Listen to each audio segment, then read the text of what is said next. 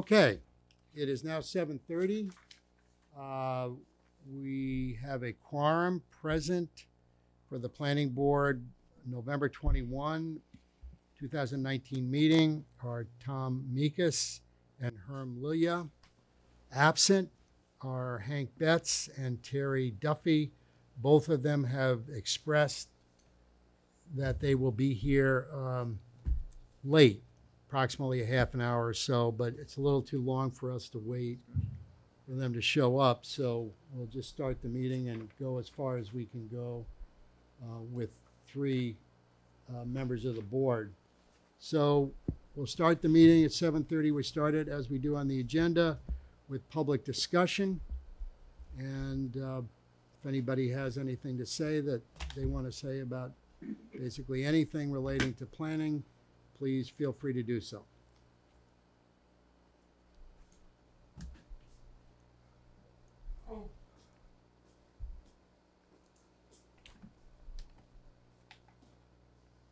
Yeah. Oh, great. Z. Sepula, 92 Granite Street. Not much to say tonight other than Herman just passed out a little handout of downtown and Bearskin Neck zoning district. The concern of the commercial structures going to residential, blah, blah, blah.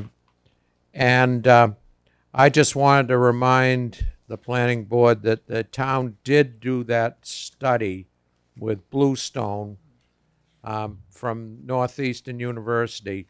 The Economic Development Committee did it, sponsored it about, I think it was about 4 or 5 years ago. And one of the only things that came out of that was that there was that concern that if you are trying to develop economically an area, it is not a good idea to have mixed-use zoning type standards. That you do want to, if you want to develop a commercial zone or a commercial business, that you need to have that area set aside for commercial uses. Otherwise, the competitive instincts of the developers and so on as such is just there that residential usage are going to inundate it. So I just want to keep you the idea of in mind that the town did pay for a study of that sort, and what that was one of the, I think one of the two conclusions that they came up with that did make some kind of sense. Do you remember the name of the study? Well, what? Bluestone will get you there if you just go to Mitch and ask for the study done by Bluestone's group. Yeah, it was for the Economic Development Committee. Lana. The consultant was Bluestone? It was No. Barry Bluestone was a professor at the University of Northeastern University that more or less coordinated the study. Okay. And he and a couple, I think, graduate assistants took the result of what they had got from questionnaires, similar to the TOD type thing that was done here, the questionnaires, synthesized it into some type of a report. It was not a full-blown report, I don't think. I don't think the town gave them money, but I believe that, I think $30,000 or something was allocated for that study. Ring a bell, Toby? I didn't think very much of Professor Bluestone or his methods, but yes. All right, yeah. Anyway, the Economic Development Committee would know. Thank you. All right, no other comments?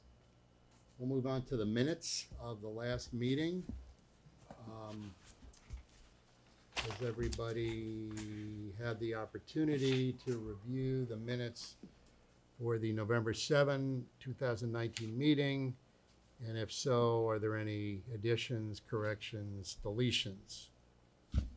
There was a comment by Terry, something to the effect that basements below ground need to be counted as visible. I thought it should be above. No, Are you referring to a specific place in the minutes? Yeah. Where? Where? You have a copy? You should have a copy I there. have an electronic copy, but, Okay. But you also have a paper copy. yeah, oh, here it is. Oh, yeah. You have another topic while I find that?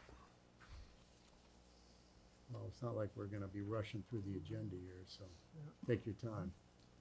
Minutes, there you go. 7th.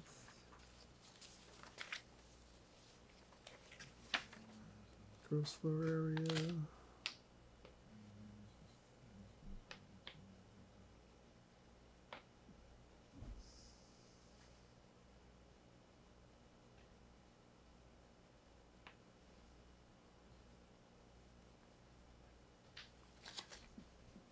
Thought it was on page 2B.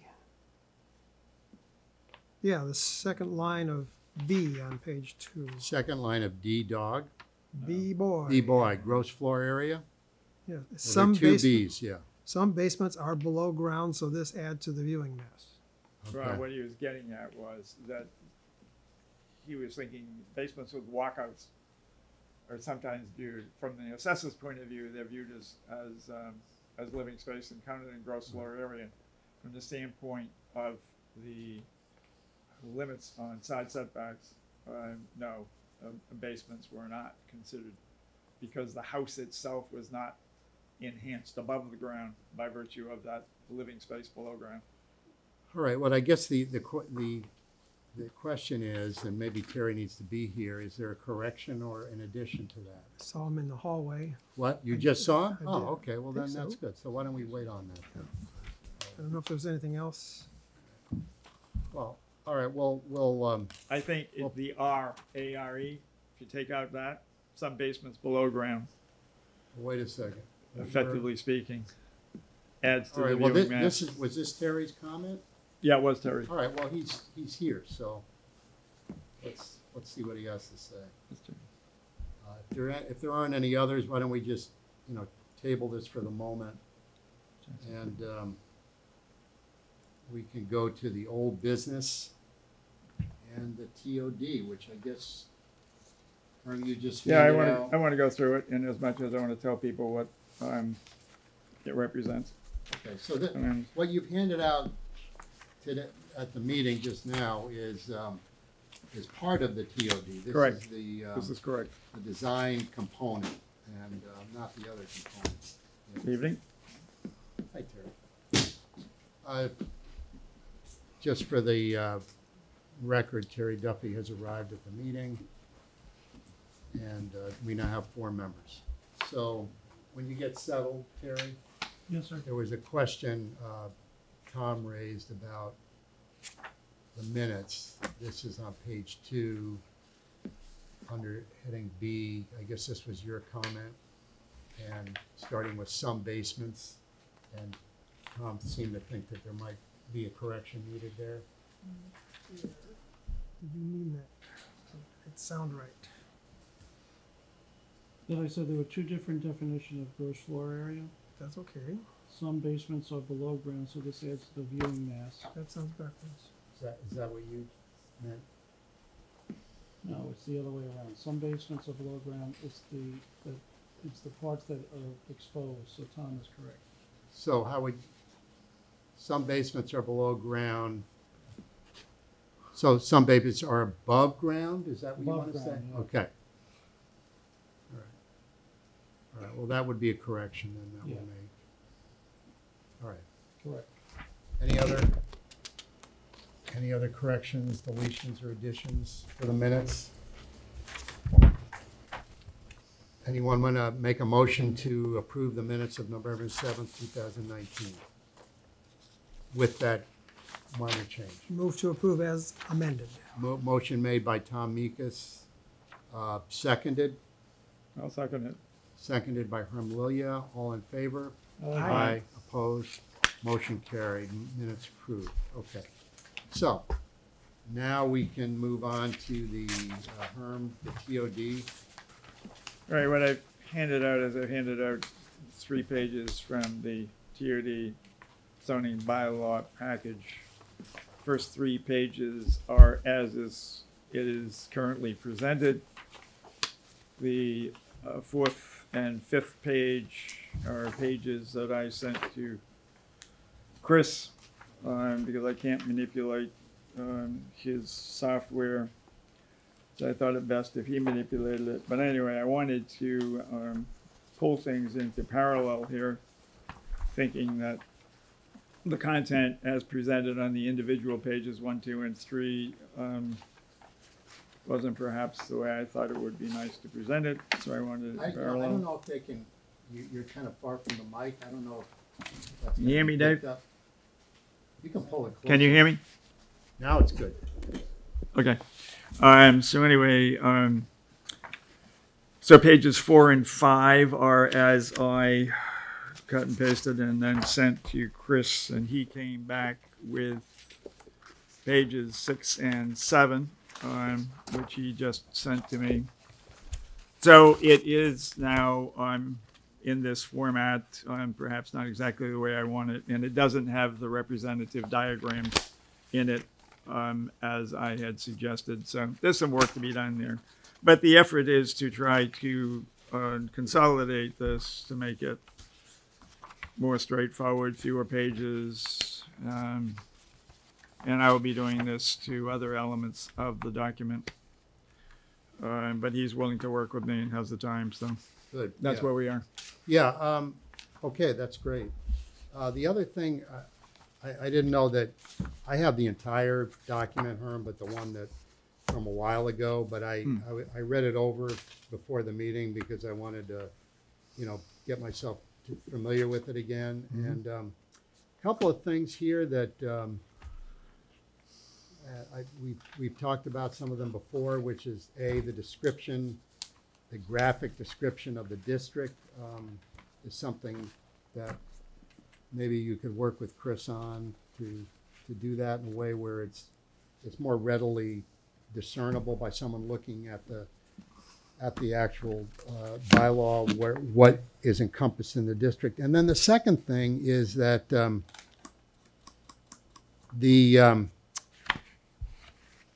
and this is just something to consider when you're doing revisions, on page 4, that would be another thing, would be to actually number these pages with numbering system. But on page 4, paragraph 4, it says a special permit granting authority, which is the planning board, may, as part of the site plan review process, allow reductions in building dimensions in order to promote better site design.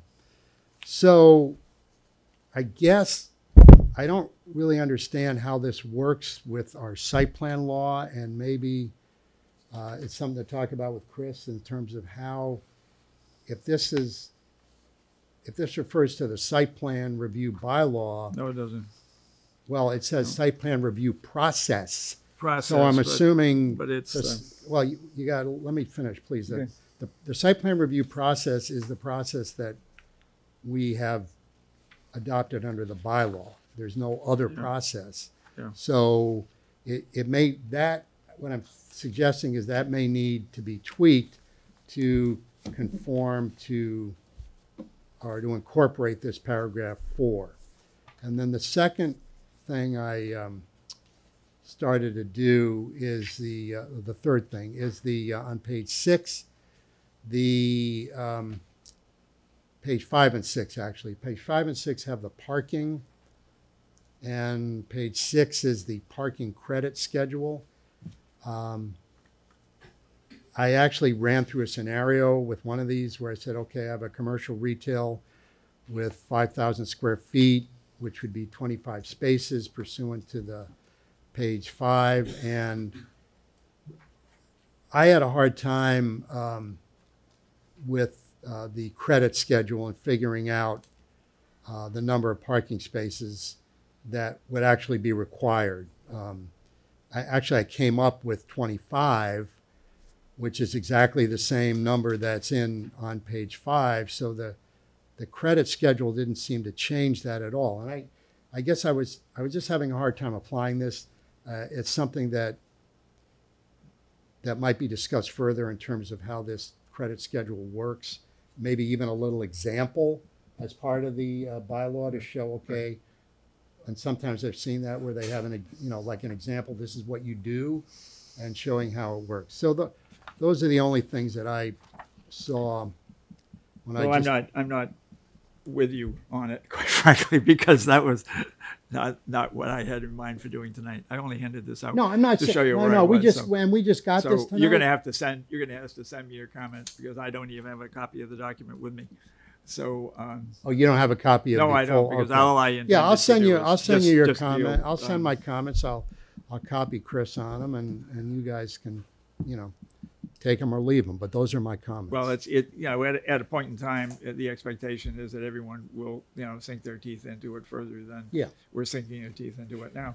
So, Can you go back to your second comment about the definition in relation to the site plan review? I just said that I saw when I was reading through it a reference to the site plan review process on page 4, Yep, paragraph 4, yeah, and then it says the special permit granting authority, which is the planning board, yeah, may, as part of the site plan review process, allow reductions in building dimensions in order to promote better site design for site conditions particular to a given lot. So it's talking, so to read this, you have to look at site plan. And I Right. thought, well, maybe site plan should refer to this, so the two bylaws kind of intersect. Gotcha. That's all. So okay. that's it. So, yeah, on Herman, did Chris give a reason why, he didn't put the graphic? no, I didn't, but I will get it back to you. Okay, and then, I can help you with this. You can or you can't? Setting this up, I can, Okay. yeah, that's not a problem. Well, then, it's more a matter of when he redid it. When he redid it, of course, the spacing is not exactly ideal, and Yeah, there were lines in there that don't need to be there, and Yeah. so forth and so on. yeah, So I'm sure if you're able to assist and you can manipulate the software package he sent to me, what I do is I block copy it and move it to Word, and then I manipulate it in Word. But I still can't manipulate some things because there are the hidden facets of the yeah, yep, but I can do all indentation that. and the like. Yep, Okay. yep, no Good. problem. After Thanksgiving, I'll be Yeah, freed right. up a little yeah, no, more, I- you know? no, I'm not Okay. asking. So you'll Not be, anybody to do you'll be anything. doing, if you do talk with him between now and our next meeting or the meeting after that, Herm, obviously you were pushed for time tonight, but try to get these things to everybody so they can review them. So, Before the meeting. I do think that the graphic is important. Oh, I do. Yeah. I agree. It's Yeah, very and important. I didn't think that the two structures, if you look at the original has two structures on it. I didn't think we needed two structures on it. I thought that one, preferably the, that which looks more like a true building as opposed to just a box, Yeah. was the preferable one. The one on the right side. The one on the right. Yeah. So that will be what I will ask him to do, and I don't think there'll It's be a a couple problem. pages in. Yeah, that But one. anyway, we're moving in that general direction. All right, TOD. Hey, just thanks for continuing on this. Oh yeah, well that's. He I didn't know, want to see but it die. I mean, he was he was appreciative too. He was saying, I think he wants to, he's done a lot of work on this and he wants to see something happen with it. Yep. And I can understand that, so. But keep in mind, this is a good time to just bring this up. The April 4 is the spring town meeting. Yep. And February 4 is the date by which any proposed bylaws should be in the hands of the town. So, I think we can have it done by then. yeah, well, just keep that in mind, that's all. Yep. It's, you got holidays coming up and we have to have public hearings, et cetera, et cetera. So, okay, next item. this draft amendment to zoning bylaws, this, actually, B and C are kind of tied together. I did email to everyone, and I'm assuming everyone got a copy. If not, I have a copy here of the email chain that happened between the last two meetings concerning the setbacks. And essentially, what we have is, as you know, at the last meeting, we discussed the opinion of council based on my initial email to Mitch, which was forwarded to town council back in September 20. We got, there were some emails back and forth, which everyone has a copy of those. And then Mitch, and then Amy then came up with, Amy Questle came up with an opinion saying, in my opinion, this is October 2nd, the definition requires, this is the definition on page 11, paragraph 11 of concerning setbacks, requires that the calculation should be for the building under consideration, in quotes. Therefore, if a property owner is seeking a building permit for both a residence and an accessory building, the aggregate of the gross floor areas of both structures should be used to calculate the required setbacks. Obviously, this is a confusing provision that may need clarification in an upcoming town meeting. Okay. So then we go to, from there, we go to October 29, and we have an email from Paul Orlando to Amy Questle. And Paul sets forth his reading, his view of the way this section 11C should be constructed. And I don't think, there's no disagreement with him, with the planning board's view in terms of the structures that are over 7,000 square feet, total gross floor area. But he does differ from the planning board when it comes to section 11C2, which has to do with setbacks for buildings that are over 4,000 square feet and then over 6,000 square feet. And basically he says that,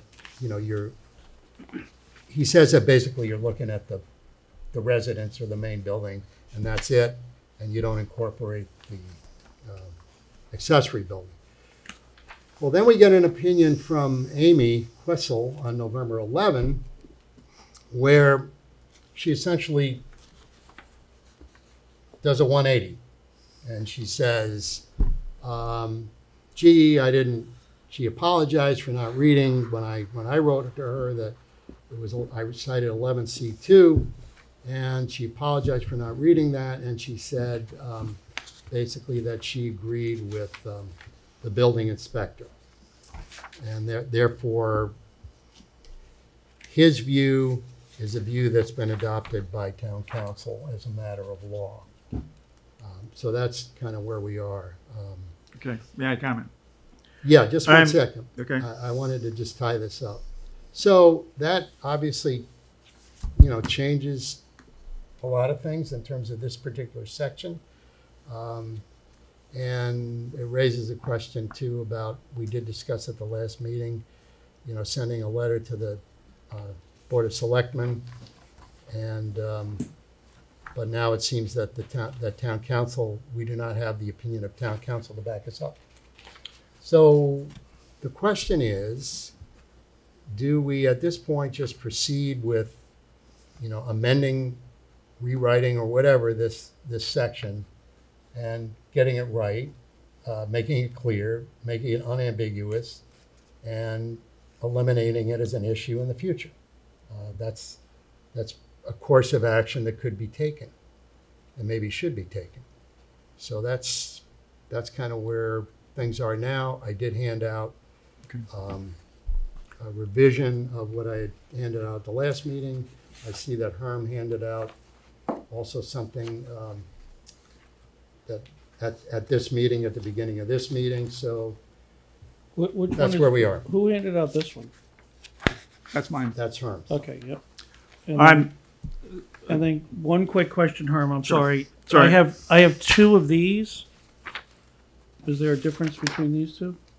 No, you might just have two Two copies. copies. Okay, Two that's copies fine. of the same thing. that's Okay, all. cool. Okay. All right, sorry, Herm, go ahead. It's okay. My first thought is that I do still take issue with Amy. Part of what Amy's commentary revolved around is that she was saying there's a part one and a part two, which there really isn't a part one and a part two. It's all part of C, which is all part of 11. So if you read through this, the objective relates to all of it. The applicability relates to all of it. The floor area and side setbacks relate to all of it. So to separate 1 and 2 under C as if 1 is one direction and 2 is in a different direction, I think is faulty reasoning. However, and I guess I'd further say that I don't think that the building inspector was acting in the best interest of the town when he made a decision which is in the best interest of the owner of the property. So that bothers me. So the letter to me still is important, but we can talk about that later. My suggestion to do the most straightforward addition to this is to include combined or total, but anyway, in sub I and sub double I for paragraph C2, and there's 11C2, and that to me, if that's the question in their minds, oh boy, it doesn't really say the combined total gross floor area of all buildings. It only relates to either one building on an individual building basis, or maybe as Amy's original commentary was, 2 if in fact they're being built at the same time.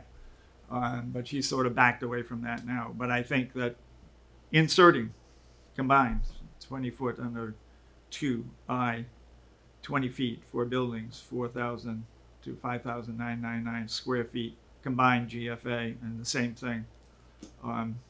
Then I guess reemphasizes the fact that 1 and 2 are connected, but it's pretty hard for me to see where you can say that under C, 1 is over here and 2 is over here.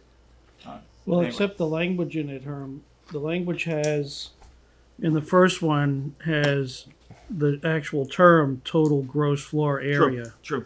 and the other one doesn't. That's true. I'm not even saying I agree with Paul. I'm just saying I can almost understand that. Here's a question. I don't have a copy. Maybe it's in there. What do you need? Is there a definition for total gross floor area?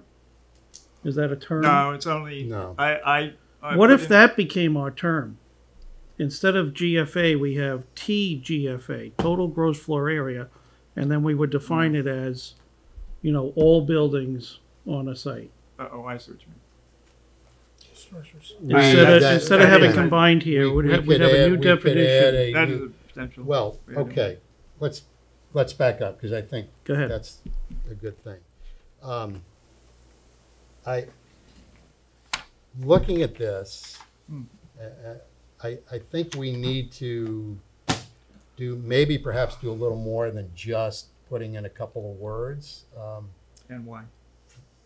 to revise this section. And the reason is, number one, gross floor area, which is on page 8. Hi, Hank.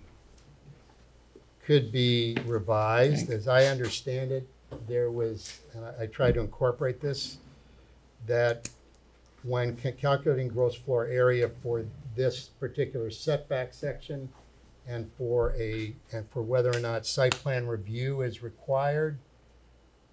Well, site plan review is different. Well, that's what I'm about to get to, okay? Yeah, well, Is that, hold on. we understand that. Well, hold on, okay? That if site plan review is different, in other words, if with site plan review, you include a basement and include attics, no matter what the height of the attic, as in calculating gross floor area, to determine whether site plan review is required, but you don't include them in terms of determining what setbacks are, then I think we need to spell that out.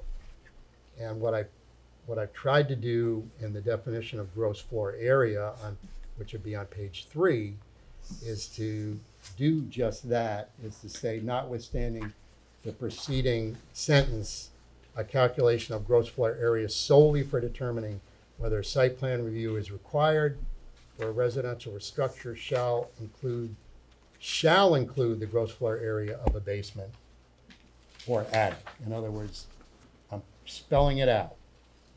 And it's all in one definition of gross floor area. Yeah, but That's- see, gross floor area has That's a a- definition It does. in the current bylaws. Well, it does, which, yeah. Which It's on page, describes how you describe it's on gross page floor area 3. for any one floor. It's on page 3, right? Right, it's for any one floor. The floor Um, area within the perimeter of the outside walls without, yeah, it's the same. Basically, I just took the same definition Well, okay. and added to it. My And that- concern is trying to bring up too much with regard to this. That if we can change it, we talked about changing the definition of gross floor area the last time. Hank suggested that in fact we have 2 different definitions in there. One in fact for site plan review and one in fact for lot size, and that's a possibility. I mean, the elements that pertain to the application of gross floor area for residential dwellings really is there in as much as the footnote is there. This question of above 7 feet and below 7 feet in the attic space, I mean, that's taken care of by, Let me ask you, Area Herm, below. why is there a footnote in a bylaw? I've never seen that before. I don't know why. it was all passed, it was No, passed I'm by- just asking you why. I'm not asking. But it was there to, in fact, differentiate it from the site plan review, which of course is a little bit different. And also And- to have it as part of that section, so that if you actually read that, if you're looking at it and reading that section, Yeah. it's right there. It's right there. Yeah, but it's not even, the first sentence of that footnote isn't even first line isn't even a sentence. I'm just wondering, What do you mean? it's a What- little, What it's do you a, mean, which one are you looking at? well, let me get it out here. None of them are sentences. Page 18, it says, garages and outbuildings B, and then it talks about non-living space, which that's a new term that we haven't seen. Added by That's mentioned special permit if total or gross area of all structures exceeds 7,000 square feet. It's like, it's a sentence fragment. What do you mean? Garages and outbuildings added by special permit if total or gross area of all structures exceeds. No, it isn't. It reads, Garages and outbuildings, non-living space. well, that's, What does that have to do with anything? well, it's the definition of outbuildings as opposed to accessory dwellings. Yeah, but when we calculate gross floor area, we don't necessarily calculate whether it's living space or you park your cars there or anything. We're just doing a gross, meaning all encompassing calculation of the square footage. So I guess when you add living space, it confuses the issue, because what does that have to do with calculation of gross floor area? And the No, other it's just thing, it's just those buildings as opposed to accessory dwellings. That was it. In other words, accessory dwellings are dwellings. well, you say accessory dwellings versus accessory buildings? Yes, and there is a difference. But who cares if It's in our words. Yeah, It's, but- if you read the bylaws, you'll see accessory dwellings and you'll see accessory buildings. Unless you're Accessory dwellings were used in part or in whole for habitation. Accessory buildings are not. Yeah, but I guess my point is that when we do the gross floor area calculation for determining the setbacks, does it matter whether it's an accessory dwelling or an accessory building? Well, I think we're losing sight of what we're trying to do. No, I think I'm this trying, is what I'm trying to do is simplify it. I'm not what I'm trying to say is that it seems to me, and that when you do gross floor area, you're looking at, you're taking the residence and the gross floor area, and for the purposes of this section, you're not including basements or attics that have fewer than 7 feet. You're adding garages to that, whether someone lives there or not. You're adding accessory dwellings to that, even though someone might live there, and you're coming up with a total number, and you're saying, okay, does this total number exceed 4,000, or does this total number exceed 6,000? And if it exceeds 4,000, then you've got a 20-foot side yard setback. If it exceeds 6,000 square feet, you've got a 25-foot setback. And the rest of the information, all this other stuff, is not really important. Germane, thank you. It isn't germane. It just kind of adds information that would be, well, it is confusing. And I'm just thinking, okay, now we have an opportunity to really maybe rework this a little bit. Why don't we take that opportunity instead of just adding up? The issue that's up is not the issue that you're discussing. Now, whether or not that includes words that might not otherwise need to be there, that remains to be seen. Whether it needs to say, buildings used or intended for the storage of vehicles. But it was intended to try to define as completely as possible. And with the help of John Gold Rosen, he redid it. And then the state reviewed it. So from my point of view, The state? of course, Who did it? the Attorney General. Oh, well, they don't. They look at Well, but they hundreds took, of these every believe year. me, but believe me, no, they took 9 months to do this. They did not Well, just that's do why this they in took 9 months. They did not do this. No, they usually do it in 3, but they did this, Yeah. I think, in a very thorough fashion. So, I don't know how you could say that. well, that's my belief. So anyway, my interest is in trying to do whatever we need to do to make it self-evident to whomever reads it. If there is, this continued thought that items 1 and 2 under C are somehow or other not connected, then that's fine. But I'll live with that. So I'm suggesting, from the part that I'm suggesting is an adequate updating, is to add combined GFA, and that should in fact cover it. Now, if somebody thinks that still isn't adequate, then make another suggestion. But I would rather go to town meeting with a minimal approach at rewriting as opposed to major structural change. Because you think that the town has trouble.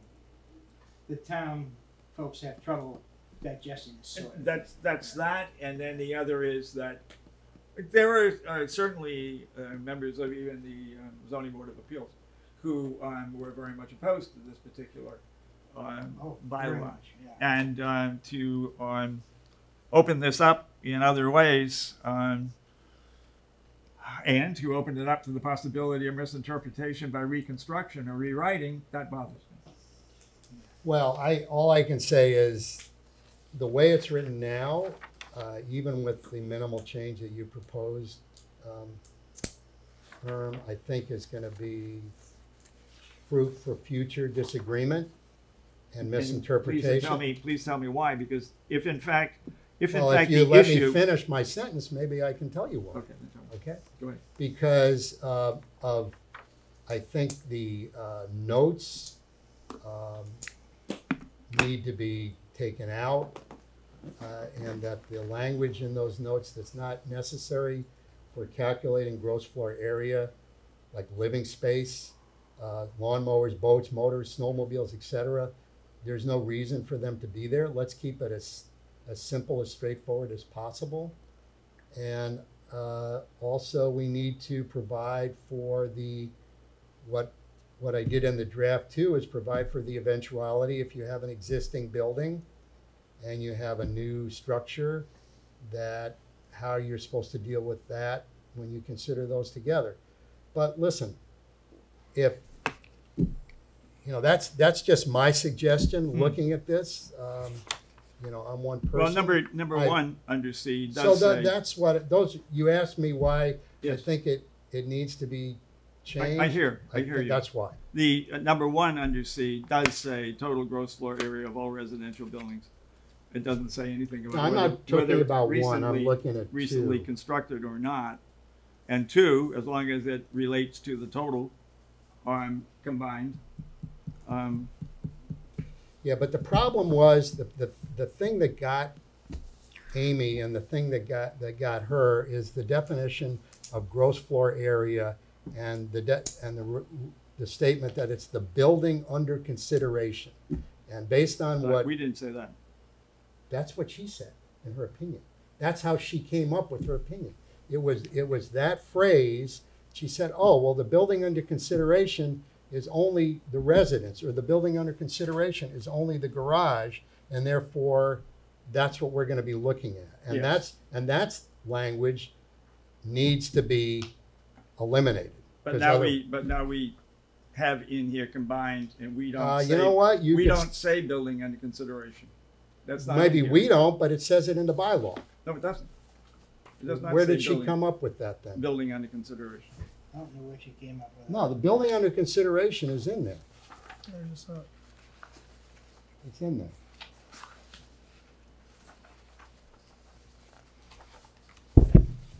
And it will remain in there.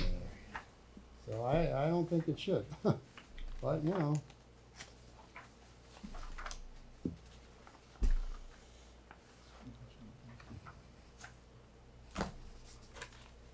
Do you have her a copy of her opinion?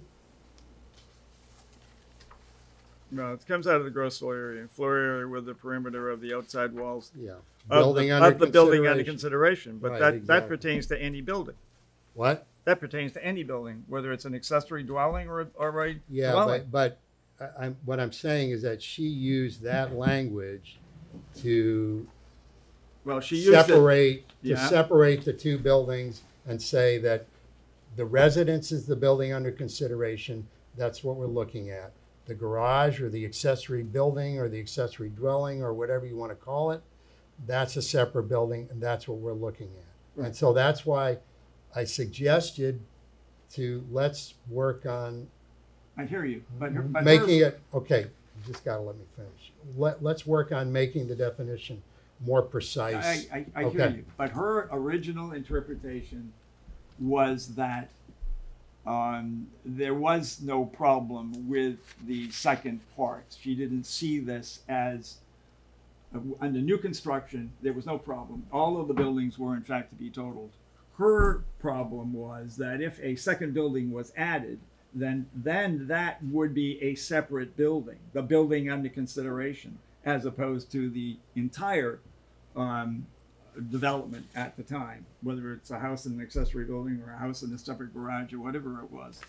But then she came back and she said, well, okay, yes, I guess I understand what he's saying. He's separating it even under new construction. Her first interpretation was it only applied to secondary construction. So here we are. So now we're saying it's combined. So it should in fact then encompass both new construction and old construction because it's the combined GFA. Well, anyway, I've said Jason, could I, what I'm gonna say, and you know, you could I guys, suggest an alternate way to do this? sure, of course. Change the definition. Instead of saying the building under construction, say the building or buildings. That way, in cases where you're talking Yeah. about more than Yeah. one, it automatically That would kicks do it it. in. Yeah. Why do we even have to use the phrase building under consideration? Why is that even in there? It just says what the gross floor area, it's I a didn't know. definition of gross floor area. You could strike that whole phrase, yeah. Just take it out. Sure. It's unnecessary.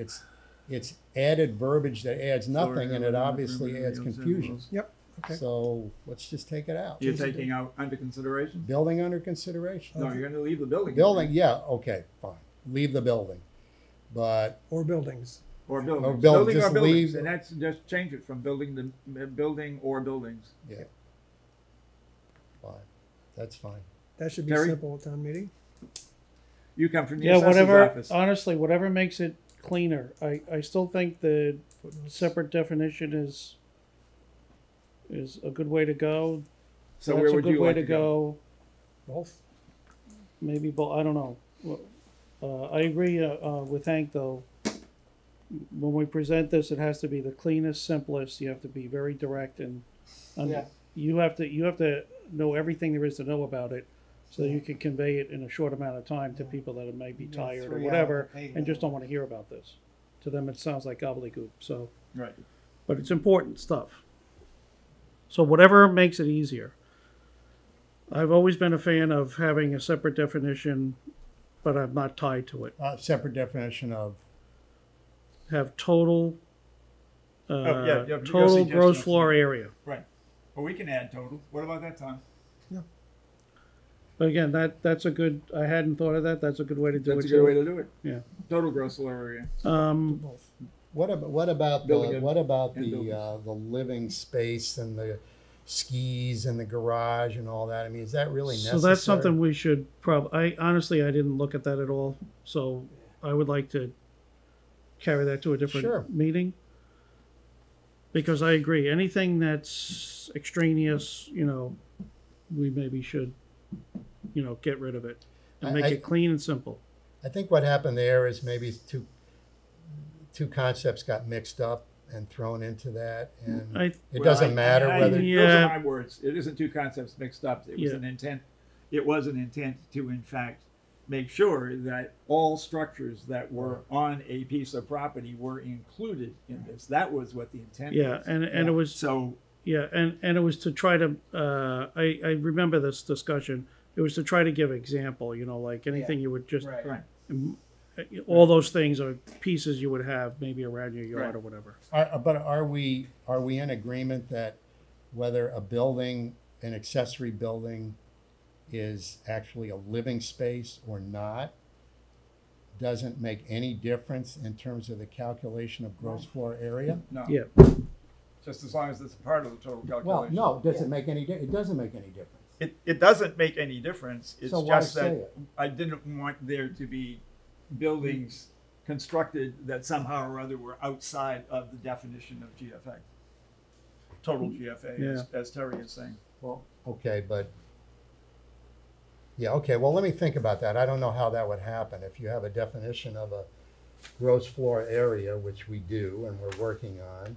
And we also have a definition of what a building is, which is very, very broad to encompass basically everything that has a roof and sides. I don't know how something could be outside of that definition of a building. And that's why I'm suggesting that maybe we don't need all that extra language, because what it does do, unfortunately, is it confuses, because it adds terms that, Or it may open the door. Somebody may Yeah. have something other than one of these things. Yeah. and since we have a good definition of a building, and now we're working on what the gross floor area, how we're going to define that, we can hone in on those things and not necessarily have all this other stuff in there. And we might want to also say specifically, which is what I put in the draft I threw together, that if you have an existing building and a new construction, you consider the existing building. So there's no way that someone can say, well, that's an existing building, so we didn't combine it with the garage. I mean, I could just see that happening too, Someone could do that. Isn't that what just happened? Well, no, it isn't what just happened at 51, but it's happened in other places. Yeah. Yeah. This is all new construction. My question on your definition, though, the last sentence of 1C. Yes. Okay. um, Which one are you looking at? Right down here. Oh, okay. Just like, it says, whether site plan review is required for a residential structure shall include the gross floor area of a basement or attic. Should it be and attic? It could be, In other words, if they did a basement, then they don't have to include the attic? Right, no, I see what you're saying. I don't know. No, that's a fair comment, yeah. And attic. Yeah, the reason I put that in there is because apparently, and I've heard this mentioned before, when we're doing site plan review, we do include it. Correct. So shouldn't we say somewhere in our bylaws that when it's site plan review, we calculate gross floor area differently from when it's setback? We should say that somewhere.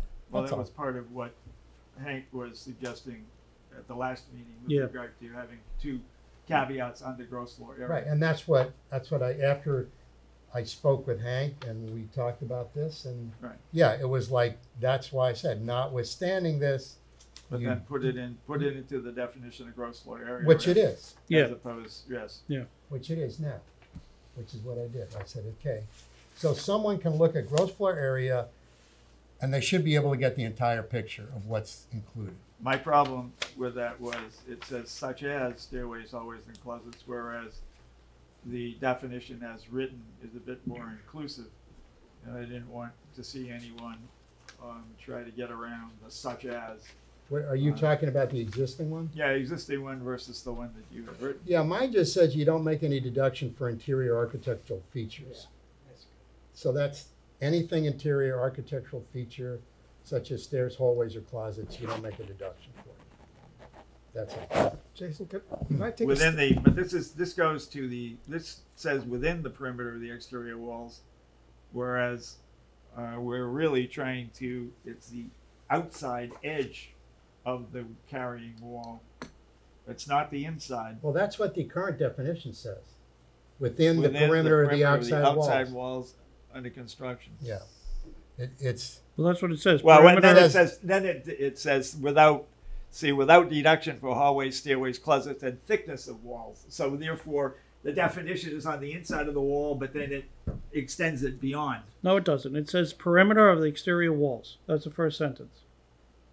Yeah. No, not on mine. within the perimeter I'm of looking the at exterior I'm looking at walls. Jason's. Oh no, I'm looking at the existing. No, that's what I'm saying. I agree. Okay, I agree with that. I'm saying on Jason's, this is the way it should be, the way he has it.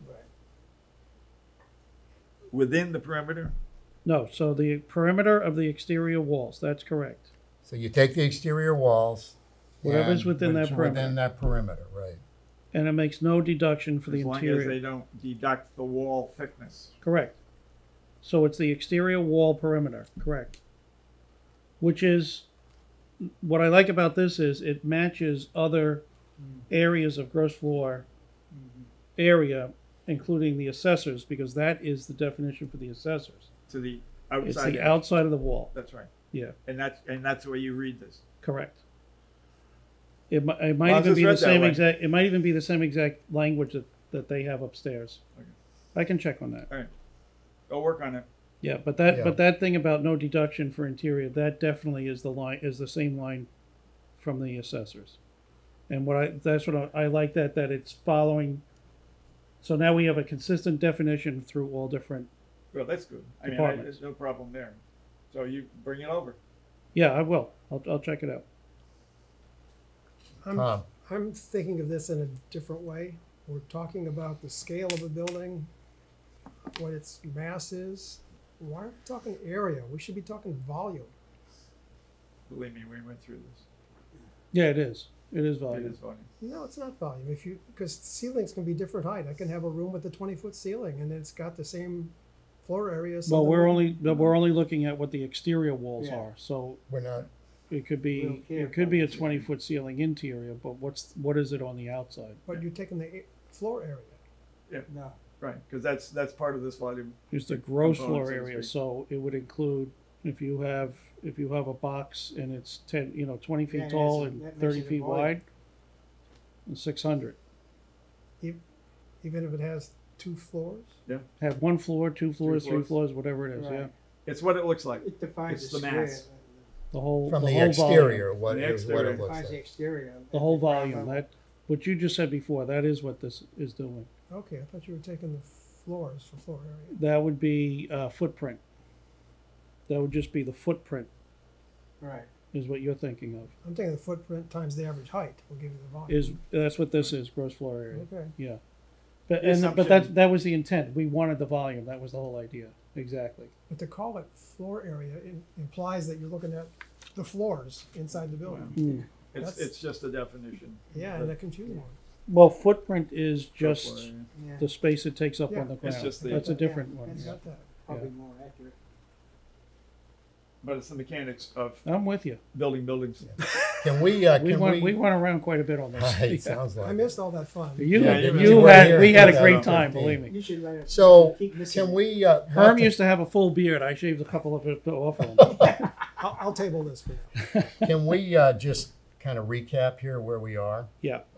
Okay, so do we agree that we want to rework the definition of gross floor area? In some way. Right. I mean, I'm saying what it is, Yeah. but we want to rework it, okay? Yeah. Okay, so gross floor area rework, and that we want to include somehow a kind of a second definition, a reference to the fact that for site plan review, we use a different calculation. Yes. Right? Okay. So we want to include Within that. this definition. Right. Yeah. Okay. Now, on the that's gross floor area.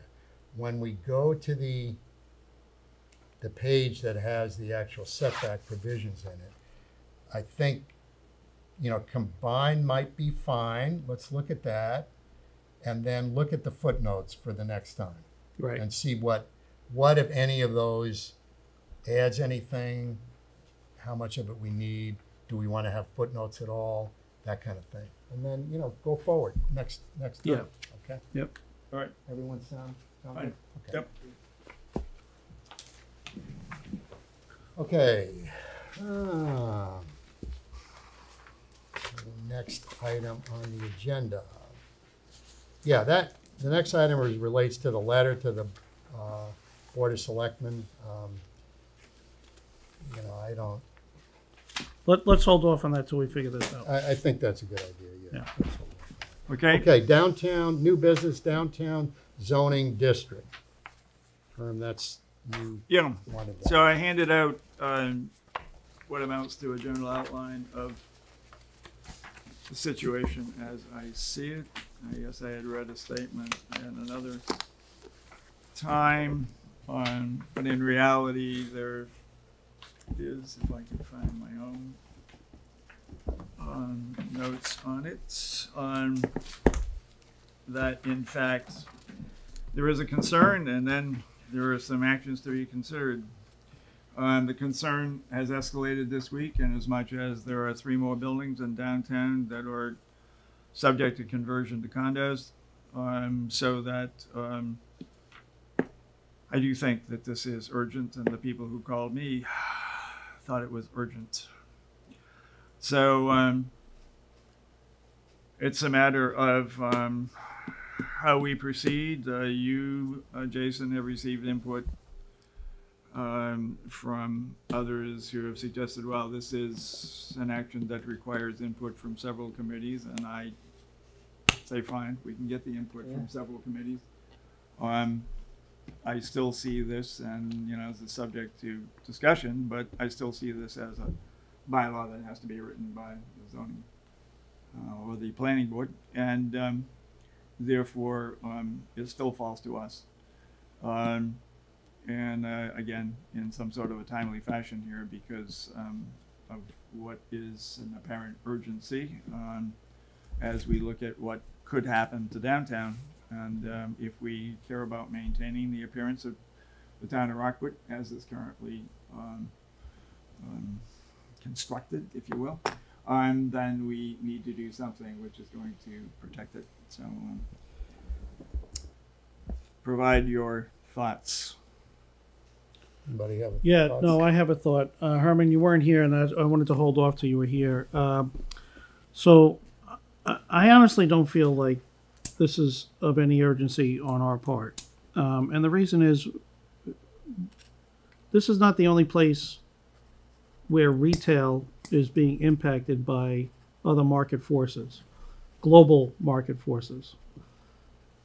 So that's one thing. And the second thing is I just feel like if we start to, quote unquote, protect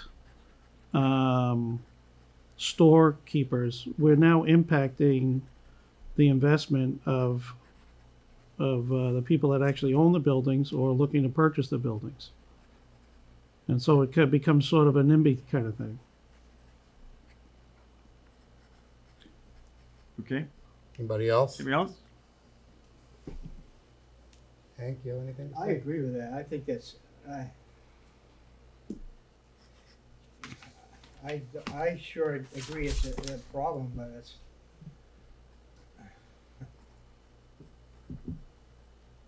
I mean, for all we know, the changes in the shops and the galleries and the restaurants actually may be a positive thing with more full-time people here. Well, the issues that are on the opposite side of this do need to be considered, because these are part of the. This is part of the concern. Partial conversion interferes with the continuity of downtown, diminishes the flow of tourists to the remaining shops and galleries, threatens the viability of remaining shops, galleries, and restaurants. And of course, it would change the character of the downtown. So Maybe it does, maybe it doesn't. I don't know about, I don't really agree with that, well, that last part. the people who are coming are saying yes, it does. So I mean, No, I'm not this saying this there is the aren't shop, others have these are same the opinion. shopkeepers though. So Yeah. let me ask you, what if the rents for these shops were higher? Say what now? So you buy a building, and now you are able to charge a higher rate, higher rent for the shop, because there is so much volume that the shopkeeper is able to pay the higher rent.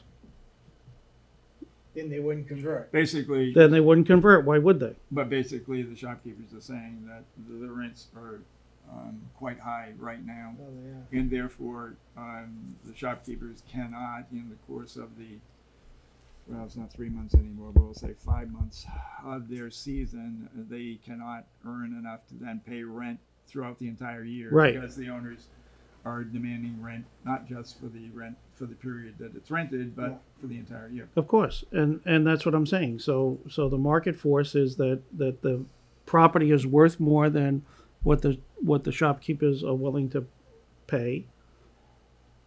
And Well, I'm that's not the saying market that force, there isn't a financial consideration here on the part of the owners. I'm not saying that, right? and I'm not saying that it still doesn't mean that you can't consider the possibility of zoning so that this conversion to condos or independent or single family residences can't take place. In other words, you would be limiting it to a mixed use. Right. buildings. Except we're working on this TOD to try to make it easier for people to put in residence.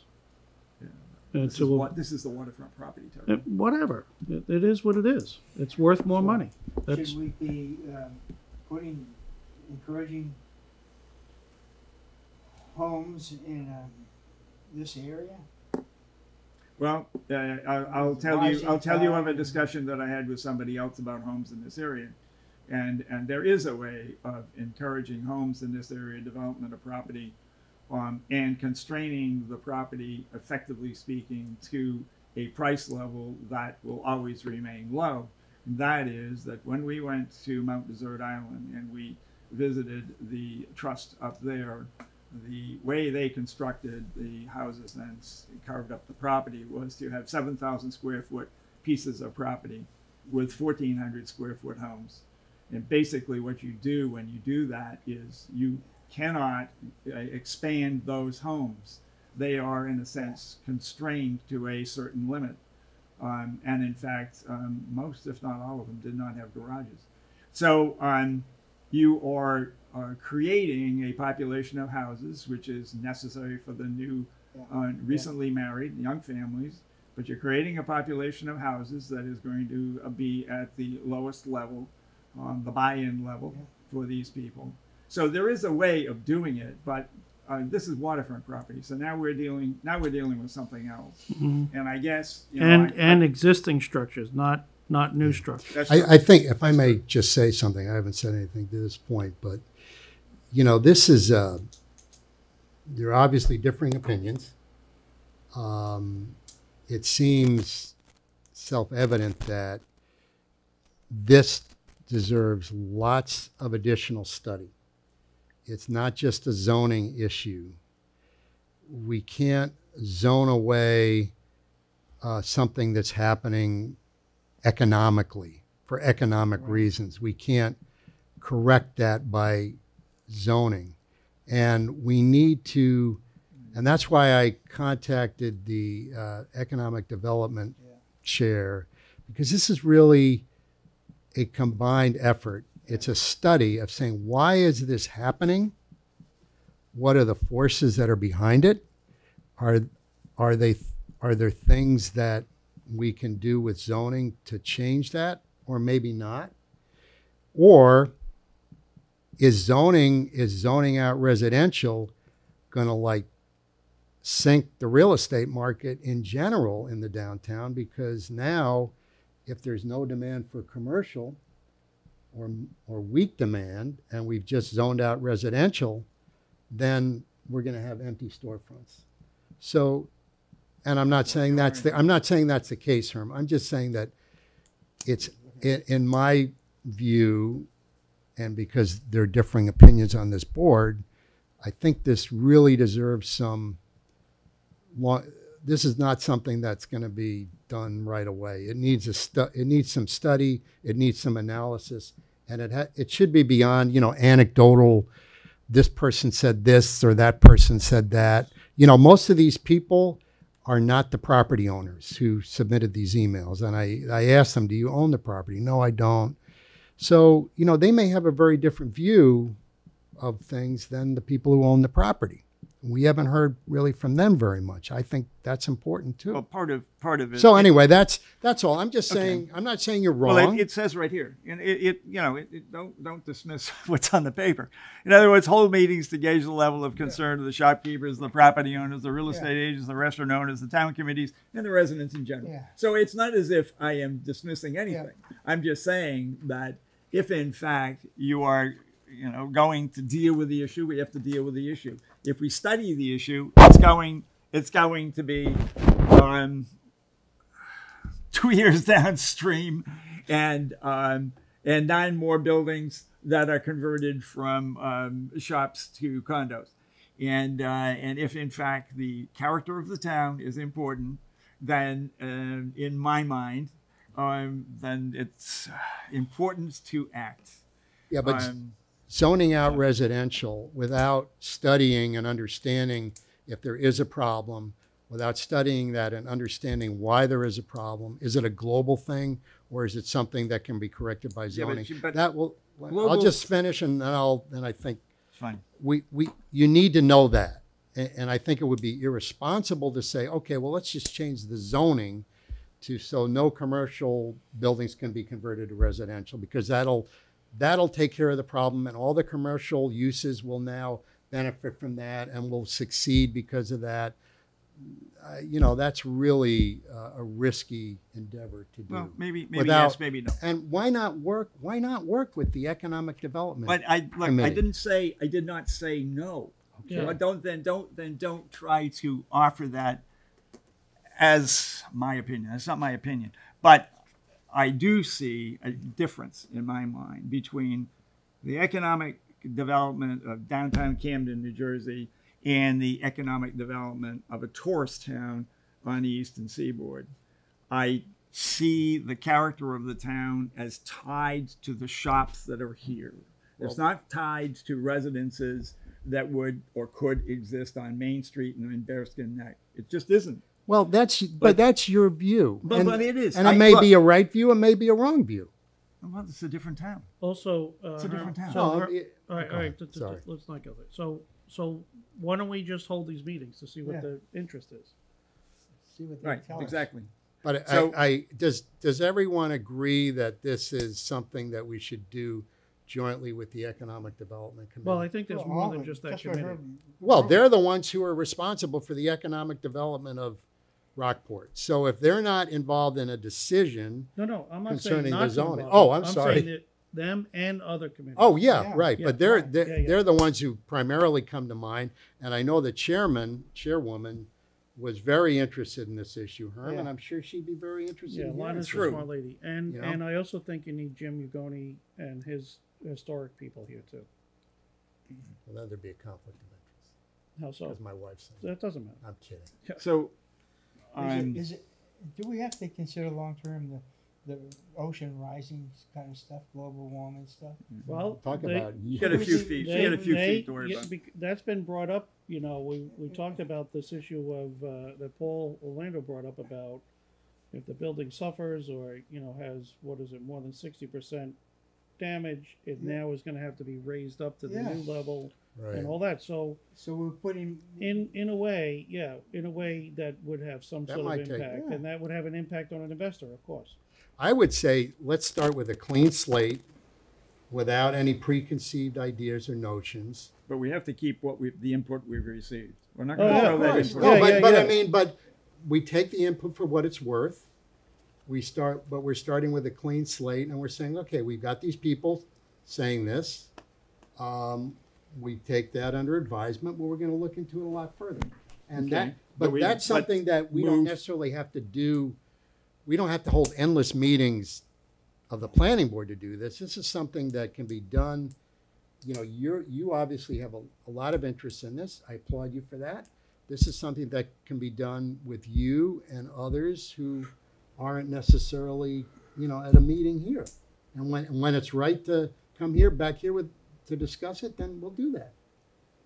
Right, that's fine. I'm You know? I'm quite willing to move ahead if anybody on the board wants to help. me, Yeah, that's fine. I'll work on that too. So I mean, you might as well warn the people ahead of time. I know we're not supposed to have preconceived ideas, but I really just don't see the planning board being involved in changing the zoning That's what to we do. protect a smaller That's- to protect a small group of people. well, I don't. You know, We're supposed to be looking at we can- what's we the can debate best that. interest of the entire town. That's true. Mm. But a lot of people moved here because of the town we have. It used to be all fish shacks and pretty smelly down there. So Well, don't we can don't go back to that. No, no, before, no, no. but Terry, before the ice cream shops. come Yeah. on, Terry. All right. Well, let's. I think. No, but I mean, maybe it changes and morphs into something different. Well, it might. So All right. Let's go on to the Residents. next item. Actually, that's the only item of new business. Member items. Yeah, I already mentioned one, which is I have a couple of them here, and one has to do with the fence, but I'll talk about that in a second. April 4 town meeting, February 4 deadline. Report on the planner. I did speak with Mitch. I said, okay, Mitch, we put all these ads in the papers. What's happened with the planner? And his responses, we got one response, but the person was, just blatantly unqualified. They want to learn how to be a planner, and that wasn't obviously not what we're looking for. So what he's doing is he's moving down 128 in an effort to get a shared planner. He's now going beyond the towns immediately surrounding Rockport, like Manchester and Essex, and moving to other communities. He's working on it. So the good news is for us is that we haven't needed a planner really for the last few months. And if we do, as I mentioned this earlier, Kirk Baker has offered to step in, to help us if we do need a planner on something. But so far, it's been really quiet in that regard. All right, so and then the other thing is, Hank is all set to be the MAPC representative, right, Hank? You're all yes. connected with all the right people and the right you get your places, sash. Gotta pass on the T going in. You there. got- he's all You got a set. sash to wear. He's got an ID badge. Mr. Rockport. He's got an ID badge. You really Mr. are doing Rockport. There you go. Yeah. it. Okay. All right, last thing is on the fence thing. We talked about that and, hedges. I mean, this really comes up as the hedge issue. And I did look at, well, Herm, I did look at what you sent out, what you Yep. gave us the last time. Right. I don't know if that really would help us, because if you look at that section, it is it really applies to a really old-fashioned idea, which is it's called fence viewers and ponds and fields, and it says that a town, the mayor of each town and the selectmen can appoint a what they call a fence viewer. This goes back to 1639, okay? And Good. what a fence viewer does, or did, I don't think town of Rockport has one, and this is section 2, which is, yeah, you could do that, Hank, is that he makes sure that fences in the town are adequate, not limiting the height, but actually saying the 4-foot reference in section 2 actually refers to saying that fences 4 feet high in good repair, constructed of rails, timbers, boards, iron, stone, etc., ditches and hedges or other things which the fence viewers consider equivalent shall be deemed legal and sufficient fences. So Right. what that reference to hedges is to this fence viewer who's going around looking at these things. And then if you keep on going in that same chapter, it says that section 5, if a deficient fence which has been built up or repaired by a complainant is, after due notice to each party, adjudged sufficient by the fence viewers. So Fine. I don't think, I guess my point is, That's not where I'm at. well, what I'm saying, Herm, is that if push comes to shove as to whether, we have this fence height limitation, if push comes to shove, I don't think this section in the general law is going to help enforce the idea that a hedge is a fence. No, I think it will. Well, Amy did agree with that. But if you go to, if you okay, go well to, then maybe we need to talk to Well, Amy. she might change her mind again. then. Right, she Don't she do does that. that. So so anyway, our definition of fences is that no fence shall exceed 4 feet right, in height above the ground on any lot lying between the coastline and the Right. nearest public way. Right. That's where we use the fence. And then we also use fence height between Right. property, but that's a different height. but what I'm suggesting is why don't, so we don't have to refer to a 1639 Mass General law about fence viewers to make our point. Well, Why don't we just add hedge or something to that effect? well, see, Hold on. in the definition in fence, it's there Where? on page 3. Take a look. I'm Take a look looking on at it. page 3 in the definitions. Any structure constructed of rails, timbers, boards, metal, masonry, stone, earthworks, such as berms or other man-made objects or materials. Well, how does that encompass a fence, a hedge? Well, it does. If Where? you then use, What if you would then be a- use, if you then use Man-made. the state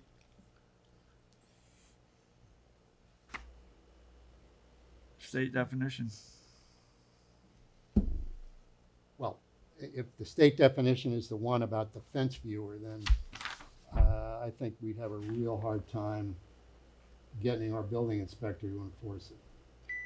As opposed to, He's not going to enforce it anyway. He won't well, that may be, but No, that's- maybe some other building inspector at, That's the at problem. the town, I mean, that's a different issue.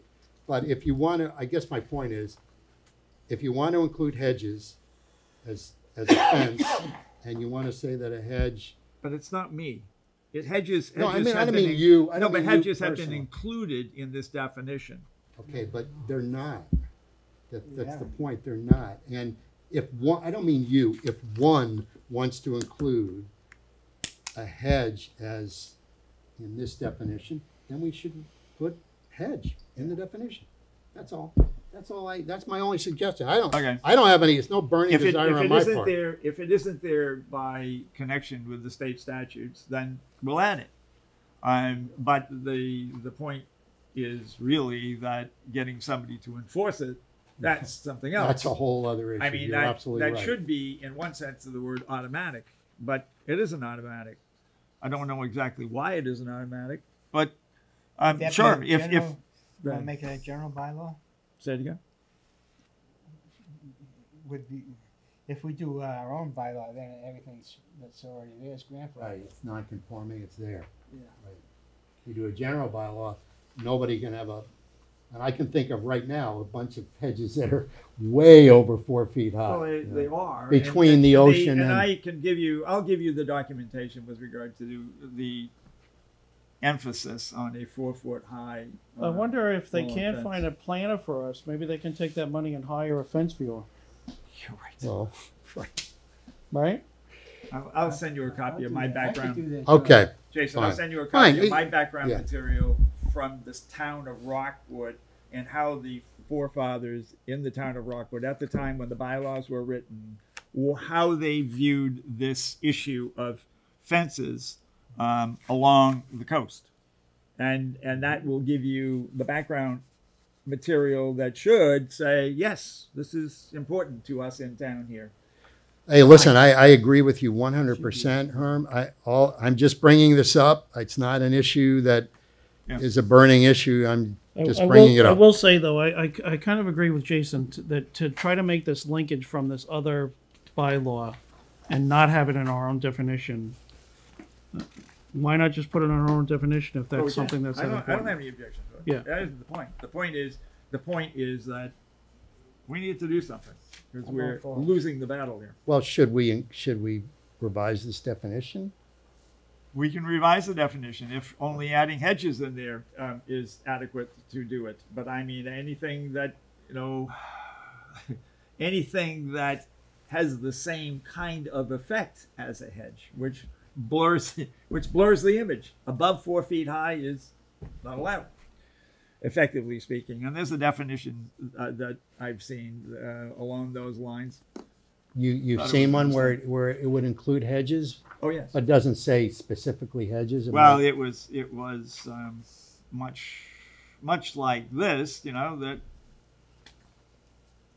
prevents intrusion, marks the boundary, provides a visual screening, provides the area. I'll have to find out where I located. Yeah, the that would other be definitions. great. Why reinvent the wheel, Right? And then we do have the other issue, Herm, which was brought up when we had that meeting about this.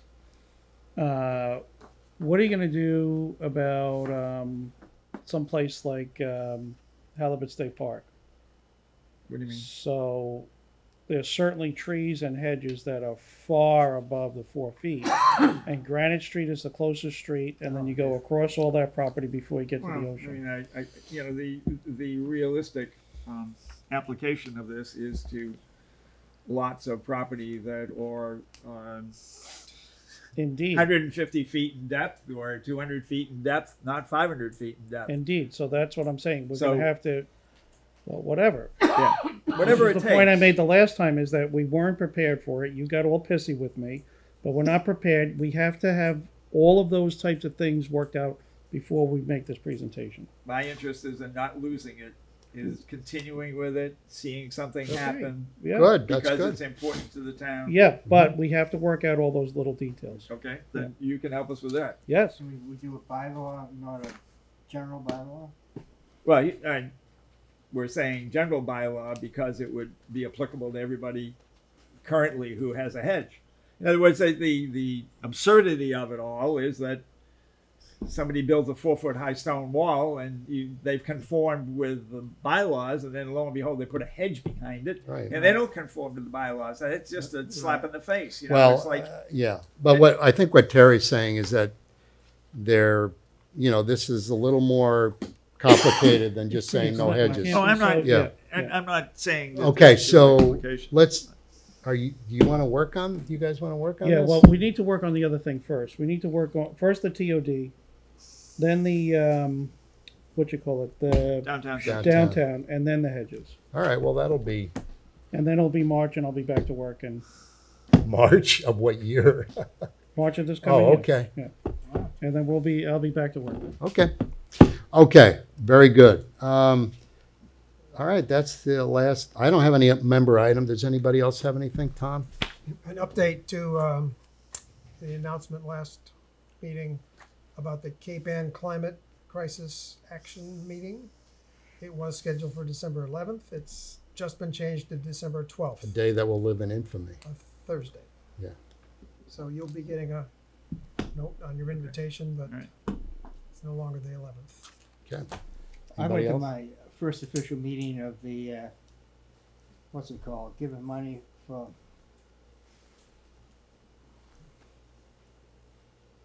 what's the name of my committee, that, the override, the 3%.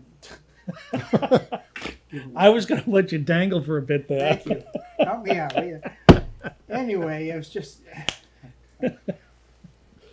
interesting on the discussion. The discussion came up whether if someone had a project in town and it's town money being given to the project, does the work being done on the project have to be prevailing wages or not?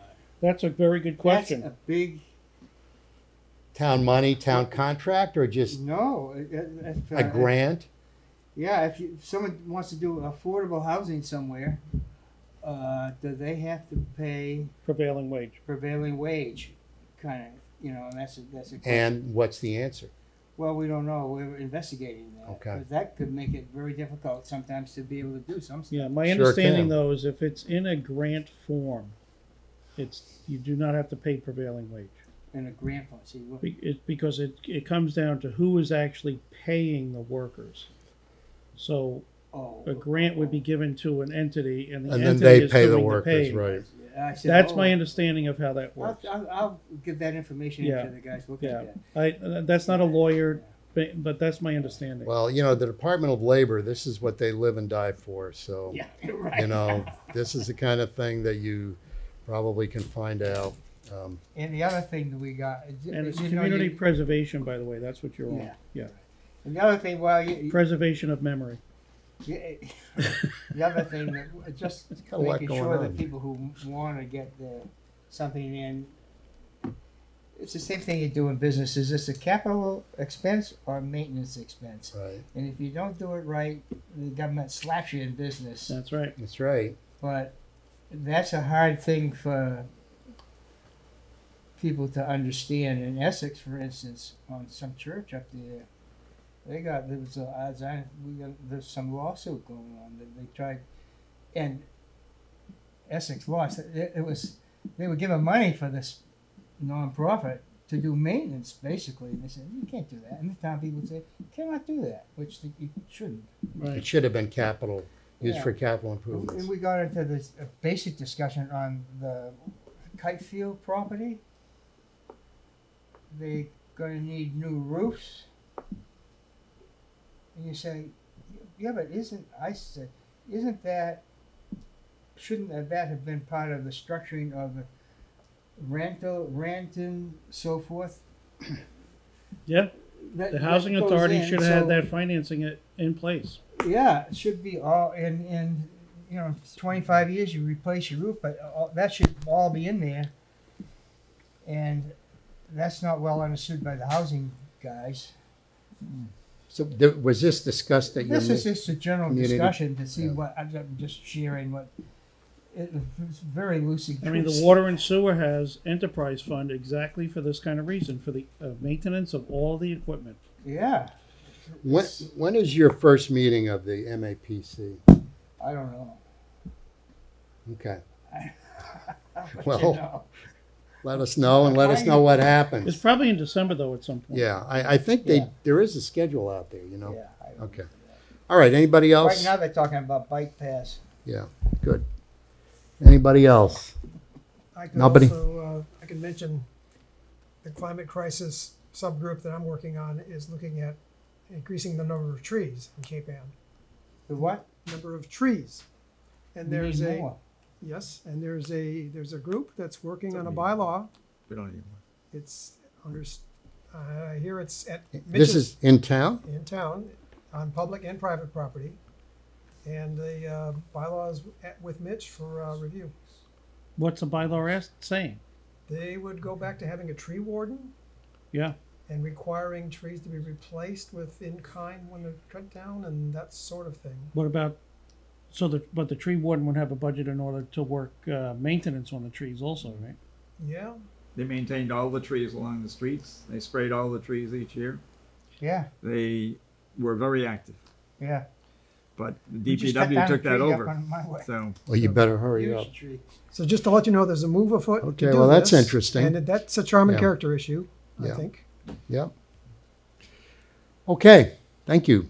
So let me just make a point, now that you brought that up, about the economic part. This, and I'm Are gonna we, bring are it we up. going back to the downtown? I'm gonna make this quick comment. Okay, So I have a Christmas tree farm in Maine, big one, and we also do pulpwood and firewood. If I wasn't able to sell that pulpwood and firewood, that would not be a managed forest, which is a managed forest right now. It's 2,500 acres. Yeah. The guy next to me, he's got 1,000,000 acres. And that's all trees, it's all green, and that's because we have economic turnover there. Yeah. If the pulp mill closes down, or we're not able to sell the firewood for some reason, we're gonna have to turn around and use that property for something else. Yeah. Which then we wouldn't have all that green. Just a comment, You're right. when Well, people that's, talk you know, about saving a Yeah. tree, you know? right. Okay, motion to adjourn. Oh, I'm sorry. you have 5 minutes. Public discussion, you got your 3 minutes apiece. Is that us? Is that tonight? That's the Yeah. last time. Z Suppler again. Yeah, I just want to say my thoughts on the downtown. And I don't see it as protecting shop owners. What I see it as is preserving an area where you can encourage commercial business. And that's in competition with residential usage. And as long as market forces are the way they are, who can tell? People, if they can make a profit selling houses down there, are going to do it. And it's going to eliminate the commercial district eventually, if that's what's going to happen. So I would just like to say that I think that you have to think of that not in terms of protecting current businesses, but preserving it for any other type of business that might develop down there.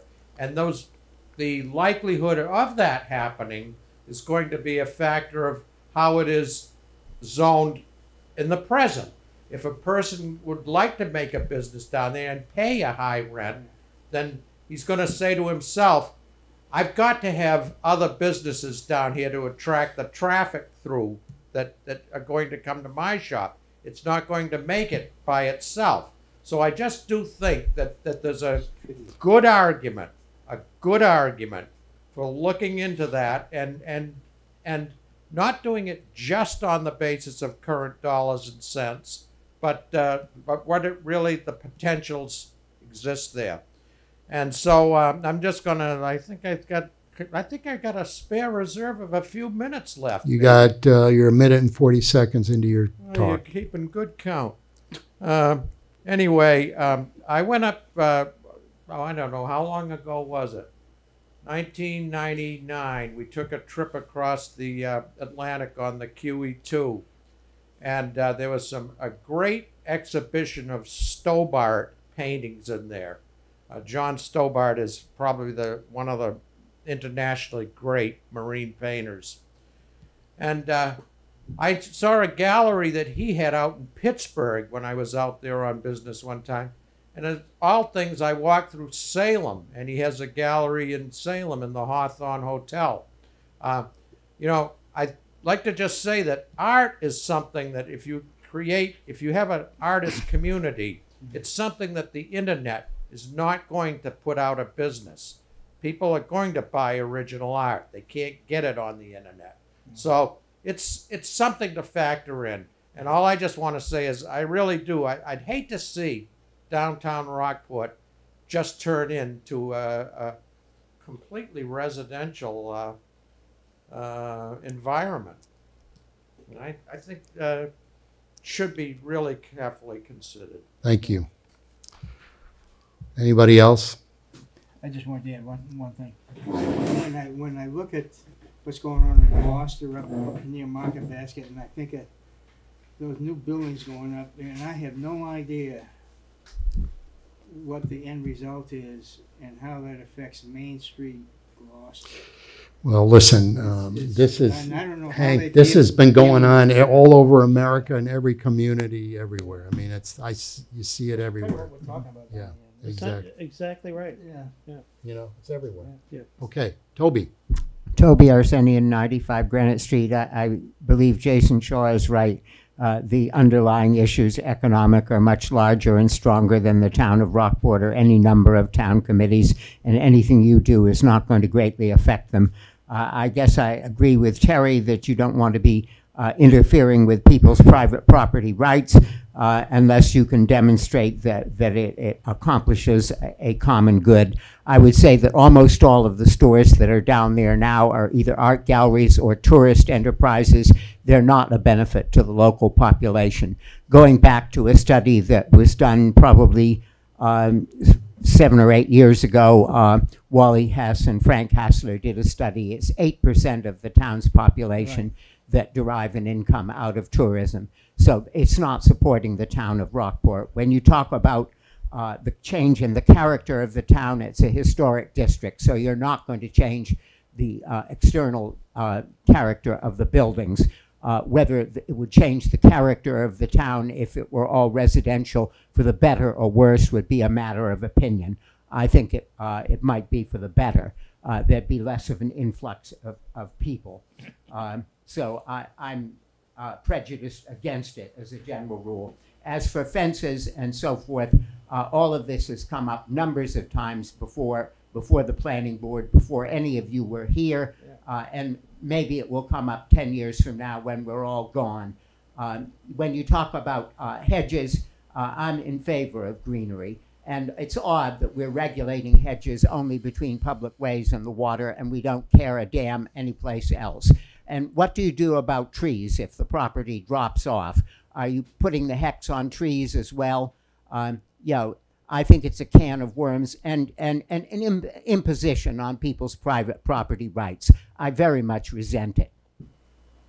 Thank you. Doesn't look like there's any other comments out there, so. They're only gonna do dawn redwoods, right? For the Say it again? hedges? Just get rid of all the dawn redwoods, is that what we're doing? darn redwood, they're Leland cypresses Lea- and they're lemons. Even worse. And I won't part with them. I'll sue. for- Motion to adjourn? Motion to adjourn, second. Second. Harry makes the motion. Hank seconds the motion. All in favor? Aye.